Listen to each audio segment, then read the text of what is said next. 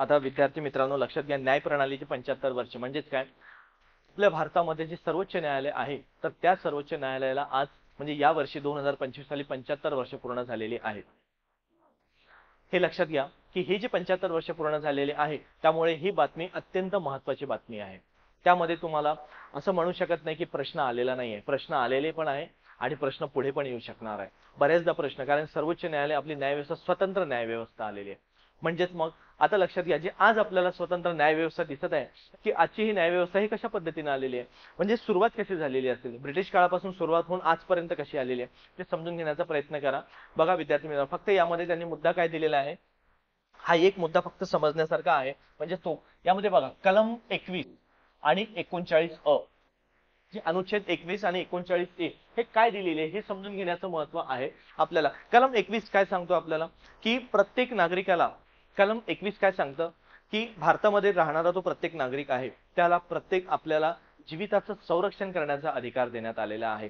तोच म्हणजे कलम 21 च्या अंतर्गत येतोय, बरोबर आहे। जीविताचे संरक्षण करण्याचा अधिकार हा कलम 21 नुसार आलेला आहे आणि तुम्हाला जीविताचे संरक्षण हे कलम 21 हा तुम्हाला मूलभूत हक्कांमध्ये आलेला मुद्दा आहे, मूलभूत हक्कांमध्ये फार महत्त्वाचं आहे आणि ते आपल्याला नैसर्गिकरित्या मिळालेले आहे, ते कोणाला मागायची गरज नाही, ते आपल्याला शासनाने आपल्याला घटनेने देण्यात आलेले आहे।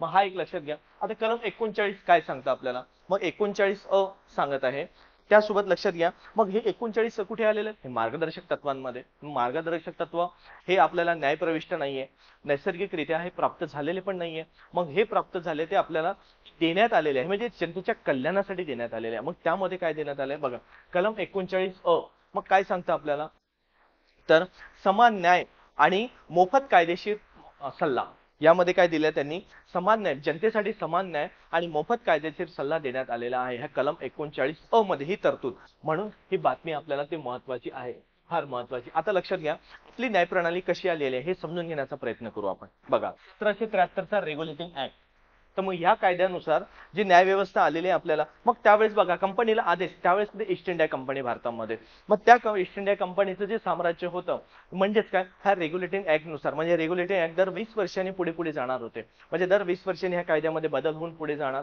मग लक्षात ठेवा यांनी जो पहिला रेग्युलेटिंग ऍक्ट करण्यात आला 1773 ला, त्या कायद्यामध्ये त्यांचं एक बघा, राजा जॉर्ज पहिला यामध्ये लक्षात घ्या, ह्या कायद्यानुसार राजा जॉर्ज पहिला,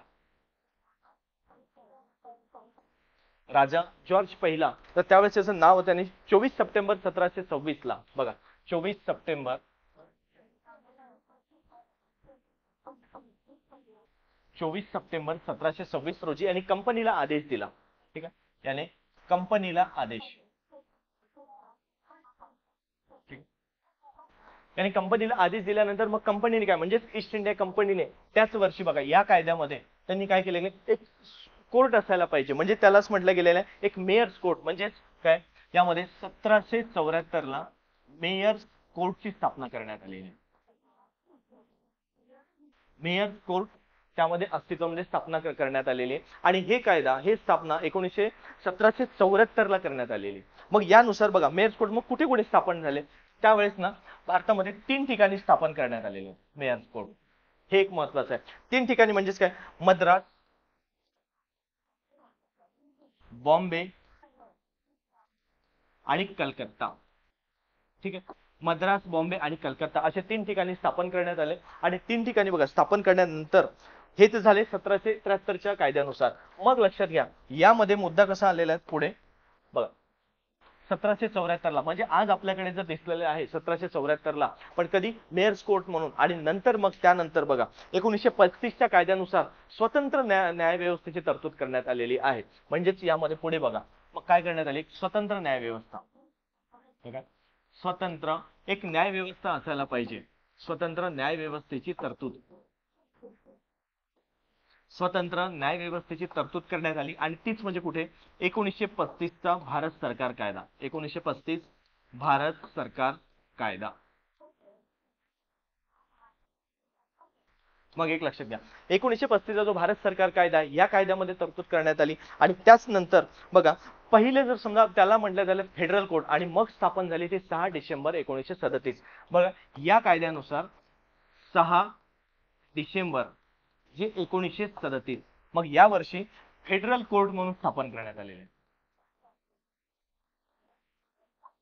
बघा मित्रांनो, फेडरल कोर्ट स्थापन करण्यात आलं कधी? 6 डिसेंबर 1937 ला.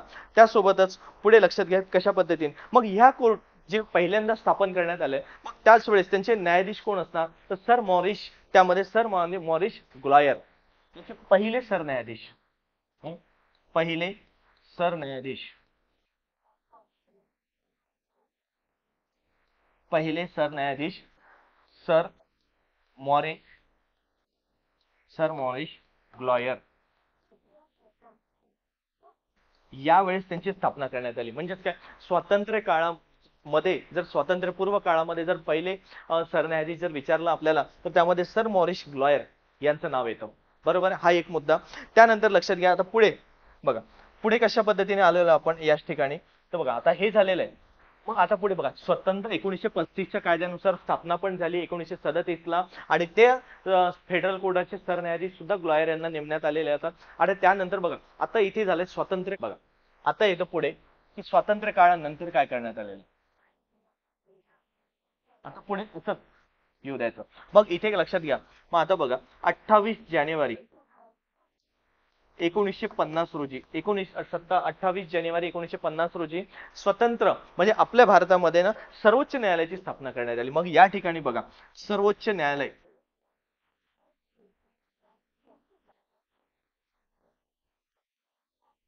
सर्वोच्च न्यायालयाची स्थापना करण्यात आली. तीच म्हणजे कुठे? 1950 ला. मग 1950 ला जेव्हा सर्वोच्च न्यायालयाची स्थापना करण्यात आली, तर त्यावेळेस मग पहिले पहिले स्वतंत्र भारताचे, लक्षात घ्या, पहिले स्वतंत्र भारताचे सरन्यायाधीश, तर त्यांचं नाव येतं त्याच वेळेस ते हरिलाल काठिया. बघा मग याच वर्षी बघा पुढे स्वतंत्र भारताचे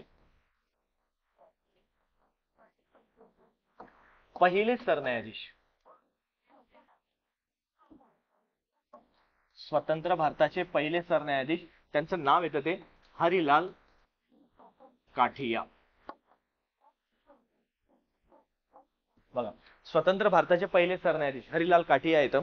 आणि त्याच वेळेस बघा मग 1950, बघा मित्रांनो 1950 ते आजपर्यंत, जर समजा आज म्हटलं तर 2025, तर 2025 रोजी या सर्वोच्च न्यायालयाला झाले 75 वर्ष. बघा म्हणजे या दिवशी झालेले आहे ते 75 वर्ष पूर्ण.